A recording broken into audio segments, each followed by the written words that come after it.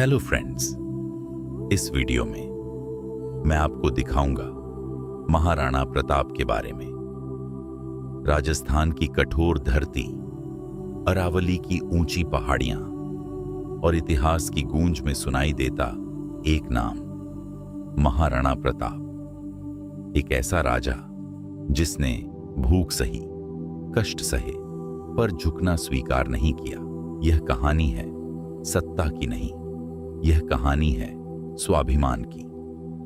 मई 1540, मेवाड़ के राजघराने में जन्म। पिता उदय सिंह डैल। छोटे से प्रताप को बचपन से ही तलवार पकड़ना सिखाया गया। खेल भी युद्ध के, शिक्षा भी युद्ध की।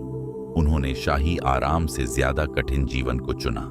यही कठोरता आगे चलकर उनकी ताकत बनी। पिता की मृत्यु के बाद मेवाड़ की गद्दी का सवाल उठा।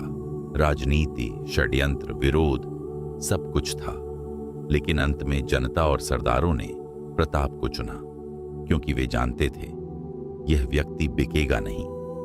दिल्ली में बैठा था शक्तिशाली बादशाह अकबर। उसने कई बार दूत भेजे, मित्रता कर लो, अधीनता स्वीकार कर लो। इसका मतलब था झुक जाओ। प्रताप का जवाब साफ था, मेवाड़ स्वतंत्र था, है और रहेगा। सेना छोटी थी, साधन कम थे, पर मनोबल अटूट। हर सैनिक जानता था यह लड़ाई जमीन की नहीं, सम्मान की है। 1574, इतिहास का सबसे प्रसिद्ध संघर्ष। मुगल सेना विशाल, तोपें, हथियार, हजारों सैनिक। इधर प्रताप सीने में आग लेकर मैदान में उतरे। तलवारों की टकराहट, घोड़ों की दौड़, धरती खून से लाल। युद्ध भले निर्णायक जीत में न बदला, लेकिन मुगलों को समझ आ गया मेवाड़ को हराना आसान नहीं। प्रताप का सबसे वफादार मित्र चेतक घायल होने के बाद भी उसने अपने स्वामी को बचाया, नदी पार कराई और फिर गिर पड़ा। उस दिन सिर्फ एक घोड़ा नहीं, एक कहानी अमर हुई। महल छूट गए, परिवार जंगलों में रहा।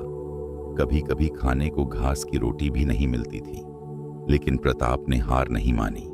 धीरे धीरे उन्होंने अपने क्षेत्रों को वापस जीतना शुरू किया।